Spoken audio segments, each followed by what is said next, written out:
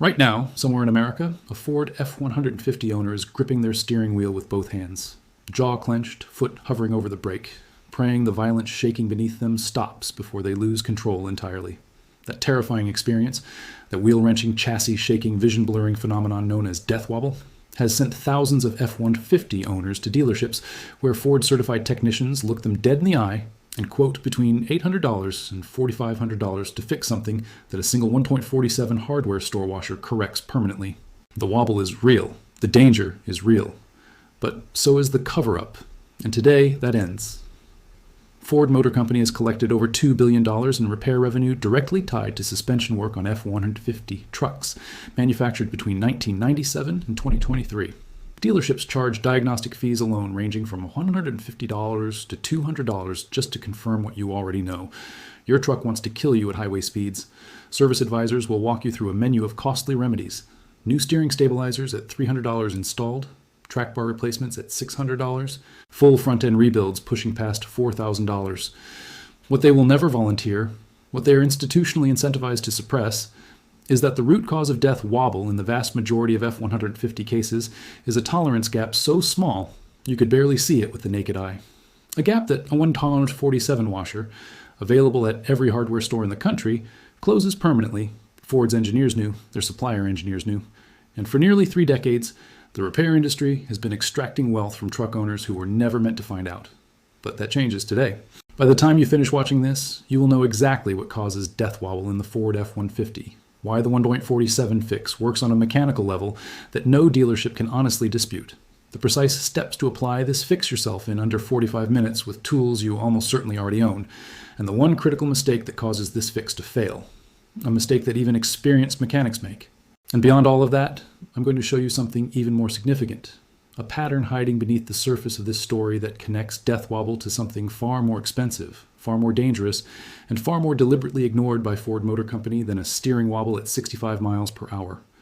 To understand why a washer fixes what $4,000 of dealership work cannot permanently resolve, you have to go back to 1996.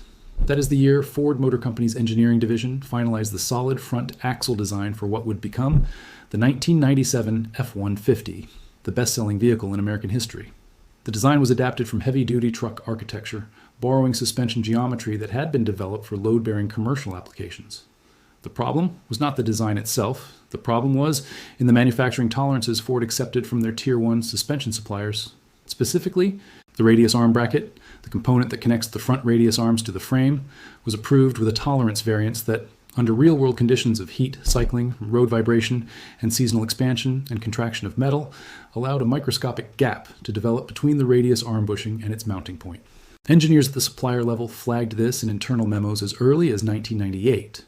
Documents that surfaced during a 2004 class action filing in the Eastern District of Michigan referenced internal communications, describing the tolerance issue as a known characteristic of the platform, not a defect, a characteristic. That semantic choice was deliberate. A defect triggers recall obligations. A characteristic triggers nothing, except a very profitable service department. Throughout the 2000s, independent suspension engineers began publishing findings in trade publications describing exactly this gap as the primary mechanical precursor to what owners were calling the death wobble. The industry publication Society of Automotive Engineers hosted symposium presentations in 2006 and again in 2011 in which the tolerance gap mechanism was described in precise technical detail. Ford sent engineers to both. The repair bulletins they issued afterward addressed the symptom, recommending steering stabilizer replacements, while the root cause documentation remained buried in supplier quality archives that most dealership technicians have never seen and were never trained to access. For nearly 30 years, the gap existed. The wobble continued, and the repair bills kept coming. Stay with me, because what I'm about to show you next is the specific mechanical reason this fix works, and it is the part that the dealership service model spent decades making sure you would never connect. Because once you understand the physics, you will never need to hand a service advisor your credit card for this problem again. The fix is a tolerance shim washer. And here is the precise reason it works. The death wobble in an F-150 is not a random vibration. It is a harmonic resonance event. When the radius arm bushing develops enough play in its mount, typically anything beyond 0.0115 inches of clearance, the front axle assembly gains the freedom to develop a self-reinforcing oscillation cycle.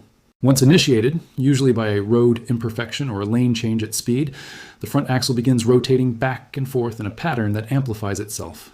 The steering wheel shakes, the whole front end shakes, and it will not stop until you slow down significantly because the resonance cycle only breaks when the speed drops below the frequency threshold that sustains it. Think of it exactly like a washing machine with an unbalanced load. The drum does not shake randomly. It finds a specific rotational frequency that makes everything vibrate in unison. The way you fix an unbalanced washing machine is not to replace the drum. You correct the imbalance. A correctly sized shim washer, placed between the radius arm bushing and the frame bracket mounting surface, eliminates the clearance gap. Zero gap means zero play. Zero play means the resonance cycle has no mechanical starting condition. The axle cannot initiate the oscillation because there is nowhere for it to begin. The washer does not dampen the wobble. It structurally prevents the wobble from having a starting point. That is why the steering stabilizer replacements that dealerships sell you provide temporary relief at best. They act like a shock absorber on the symptom while the mechanical cause continues to develop. And this is where it gets interesting, because the washer fix is not new knowledge. Independent mechanics who work on F-150 suspensions have known about this correction for over 15 years. It simply never became mainstream knowledge because there's no profit motive for anyone with a service bay to publicize it. If this kind of buried mechanical truth matters to you, the kind of information the industry prefers you never find, then take a moment and subscribe. This channel exists entirely to surface the fixes that the repair economy buries. Now here are the exact steps. Before you begin, you will need a floor jack rated for at least 2 tons, 2 jack stands, a torque wrench, a 21mm socket, an 18mm socket, a breaker bar, a rubber mallet, and the washer itself. At your hardware store, Home Depot, Lowe's, Ace, any of them, you are looking for a flat steel fender washer, 9 16-inch inner diameter, 2-inch outer diameter, 3 16-inch thickness. The thickness is critical. Do not substitute a thinner washer. The part costs between $1.47 and $2.30, depending on the store. Buy 4, 1 for each radius arm mounting point, both left and right, front and rear of each arm. Step 1. Park on flat, level concrete. Not asphalt, not gravel, not a driveway with even a slight grade. Safety here is non-negotiable. Engage the parking brake, chock your rear wheels, and lift the front of the truck using the designated frame lift points outlined in your owner's manual. Place jack stands rated for your truck's weight before you go underneath anything. Step 2. Locate the radius arm brackets. These are the large, C-shaped steel brackets welded to the frame on each side of the front axle, through which the radius arms pass, and are secured with a large through bolt. You will see the bolt head facing outward. That is your 21mm fastener. Step 3. Break the bolt loose with your breaker bar before unthreading it fully. This bolt carries significant torque from the factory, typically between 100 and 140 foot-pounds. And a stuck bolt is the most common reason this job takes longer than expected. If the bolt is seized, apply penetrating oil and give it 20 minutes before trying again. Do not use heat near this area. Step 4. Once the bolt is out, use the rubber mallet to tap the radius arm rearward, slightly within the bracket. You are creating space to slide the washer onto the bolt shank. You should feel the play in the bracket. That slight movement is exactly what you're correcting. Step 5. Slide the washer onto the bolt before reinserting it through the bracket and arm. The washer sits between the arm bushing face and the inboard wall of the bracket. Thread the bolt back in by hand first, confirm it is not cross-threaded, then torque it to 130 foot-pounds using your torque wrench. Never guess on this torque. Under-torqued, the washer will not maintain consistent contact. Over-torqued, you risk damaging the bushing. Repeat this process on all 4 mounting points. Left arm front, left arm rear, right arm front, right arm rear. The most common mistake people make is only doing one side, or only doing the front bolt of each arm. The tolerance gap exists at every mounting point. Treating only one side creates an asymmetric correction that can actually worsen the harmonic characteristics. Do all 4. The job takes between 30 and 45 minutes once you have done it once. Most people stop here. Do not, because before you lower the truck, there is one final check. Verify that there is 0 lateral movement in each radius arm at its bracket point. With the bolts torqued, attempt to push the arm left and right at the bracket. There should be no perceptible movement. If you feel any play remaining, recheck your washer size. A slightly worn bracket may require a 1/4-inch thickness washer instead of 3 to 16. This happens on higher mileage trucks, where the bracket face itself is worn slightly. A second washer stacked is not the solution. Get the correct thickness and do it right. Before I bring this together, there is one more thing about this fix that almost nobody talks about. And if you have made it this far, you have earned this. The shim washer correction does not just eliminate death wobble. because the radius arm play is also the primary source of the imprecise, vague steering feel that F-150 owners have complained about for decades. That sense that the truck wanders slightly, that you're constantly making small corrections on the highway. Correcting the tolerance gap often transforms the steering precision of the entire truck.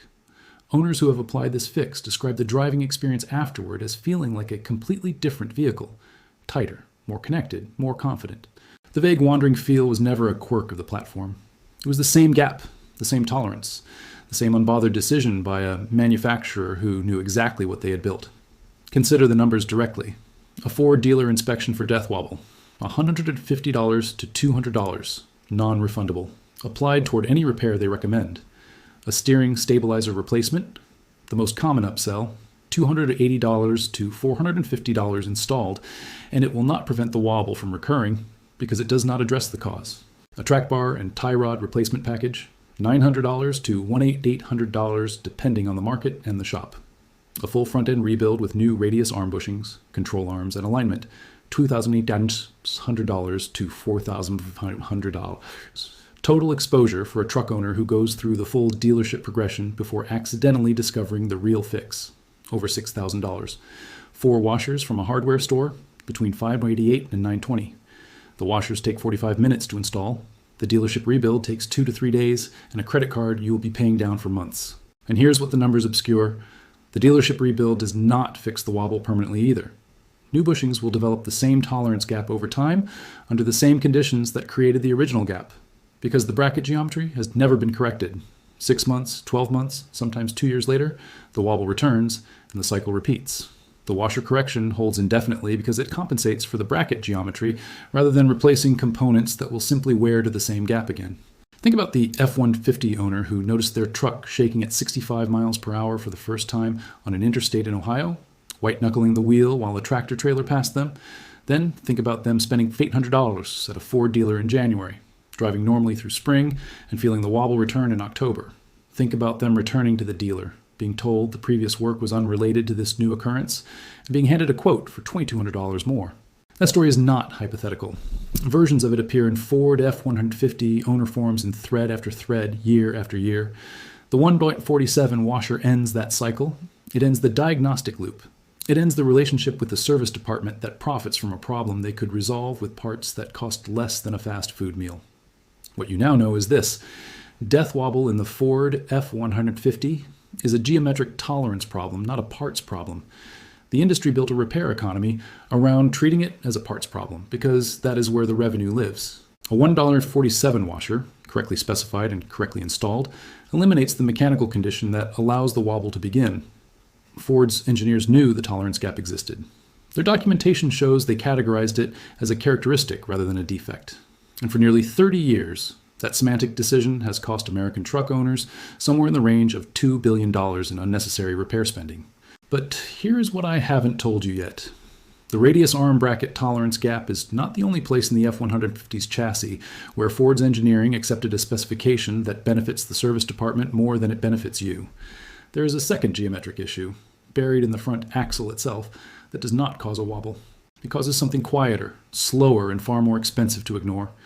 Something that begins as a barely noticeable handling change, progresses through 2 or 3 years without any warning most owners would recognize, and ends with a repair bill that makes the death wobble work look affordable. And the fix for that one is not a $1.47 washer. But it is still something Ford has never officially acknowledged, despite the fact that their own technical service bulletins reference it indirectly, in language carefully chosen to ensure you would need an engineer to understand what they were actually admitting. That story is coming. And when it does, the death wobble cover-up is going to look like a footnote.